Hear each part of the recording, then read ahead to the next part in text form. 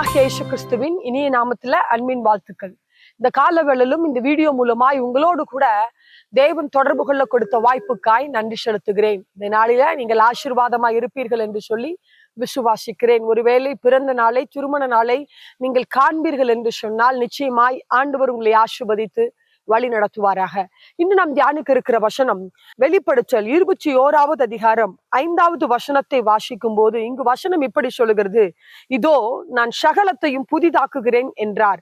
பின்பும் அவர், இந்த வசனங்கள் சத்தியமும் உண்மையுள்ளவைகள், இவைகளை எழுது என்றார் என்று வேதம் சொல்லுகிறத பார்க்கிறோம். ஆண்டவர் நம்முடைய வாழ்க்கையில் இந்த கால வேளையில் அவர் சொல்லுகிறார், வானத்தையும் பூமி மண்ட சராசரங்களையும் படைத்த தேவன் நம்மை பார்த்து சொல்லுகிறார், நம்முடைய வாழ்க்கையை பார்த்து சொல்லுகிறார், உங்களுடைய வாழ்க்கையில நான் இந்த நாளில சகலவற்றையும் புதிதாக்குகிற தேவனாய் இருக்கிறேன்.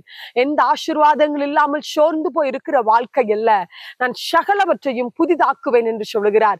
யார் சொல்லுகிறார் என்று அதே வசனம் சொல்லப்படுகிறது. இங்கு வசனத்தை பார்க்கும்போது சத்தியமும் உண்மையுள்ள தேவன் சொல்லுகிறதாய் சொல்லப்படுகிறது நம்ம பார்க்கிறோம். நம்முடைய வாழ்க்கையில உண்மைகளை செய்கிற தேவன்.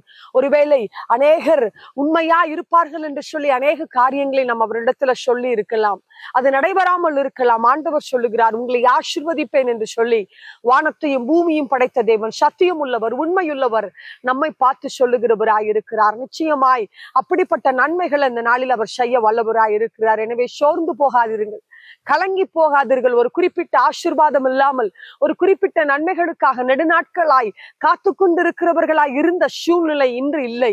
தேவன் சொல்லுகிறார், நான் சகலத்தையும் புதிதாக்குகிறவராய் இருக்கிறேன். உங்களுடைய வாழ்க்கையில முடிந்து போன காரியங்கள், பழைய காரியங்கள், நடக்காத காரியங்கள், அற்புதமற்ற சூழ்நிலைகள், பலனற்று போன காரியங்களை புதிதாக்க வல்லமையுள்ளவராய் இருக்கிறேன் என்று சொல்லி ஆண்டவர் உங்களை பார்த்து சொல்லுகிறவராய் இருக்கிறார். வானத்தையும் பூமியும் படைத்த தேவன் சத்தியம் உள்ளவர், உண்மையை காக்கிறவர் சொல்லுகிறவராய் இருக்கிறார். எனவே எந்த காரியத்தை குறித்து கலங்கி போயிருக்கிறீர்களா, நம்பிக்கையோடு கூட சொல்லுங்கள், ஆண்டவரே இப்படிப்பட்ட காரியத்துல நீர் ஒரு அற்புதங்களை எங்களுக்காய் செய்ய போகிறபடியால் உம்மை துதிக்கிறோம் ஆண்டவரே என்று சொல்லி இந்த நாளை துவங்குங்கள். விசுவாசத்தோடு இருங்கள், நம்பிக்கையோடு கூட இருங்கள். முடியாத சூழ்நிலைகளை மாற்றுகிறவர், புதிய காரியங்களை செய்கிற தேவன் நம்மோடு கூட இருக்கிறவராய் இருக்கிறார்.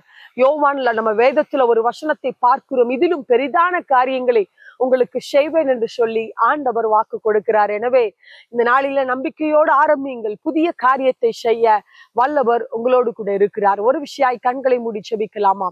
ஆண்டவரே உம்மை துதிக்கிறோம், உமக்கு நன்றி செலுத்துகிறோம் அப்பா. ஆண்டவரே உண்மையும் சத்தியமும் உள்ள தேவன், எங்களை பார்த்து நீர் சொல்லுகிறபடியால் உம்மை துதிக்கிறோம். யார் யார் சோர்ந்து போய் கவலையோடு கூட பாரத்தோடு கூட ஒரு குறிப்பிட்ட காரியங்களில நன்மைகளை எதிர்பார்த்து, சுகத்தை எதிர்பார்த்து, பலனை எதிர்பார்த்து, ஆசீர்வாதத்தை எதிர்பார்த்து காத்திருக்கிறார்களோ அவங்க வாழ்க்கை மாறட்டும் நாங்க செபிக்கிறோம். அவங்க வாழ்க்கை புதிதாகட்டும் நாங்க செபிக்கிறோம். அவங்களுக்கு ஒரு அற்புதங்கள் உண்டாகட்டும் நாங்க செபிக்கிறோம் அப்பா. நீ செய்கிறபடியால் உம்மை துதிக்கிறோம். நீங்க கொடுத்த இந்த நாளில நீங்க கொடுத்த வாக்கு தத்தத்தை நீ நிறைவேற்றுகிறபடியால் உமக்கு நன்றி செலுத்துகிறோம். எல்லாவற்றையும் புதிதாக்குங்க நாங்க செபிக்கிறோம் அப்பா. இயேசுவின் நாமத்துல நீர் அப்படி செய்கிறபடியால் உம்மை துதிக்கிறோம், உமக்கு நன்றி செலுத்துகிறோம் ஆண்டவரே. இயேசுவின் நாமத்தில் செபிக்கிறோம் நல்ல பிதாவே, ஆமென். ஹல்லேலூயா. நிச்சயமாய் தேவன் உங்களை ஆசீர்வதிப்பாராக. ஆமென்.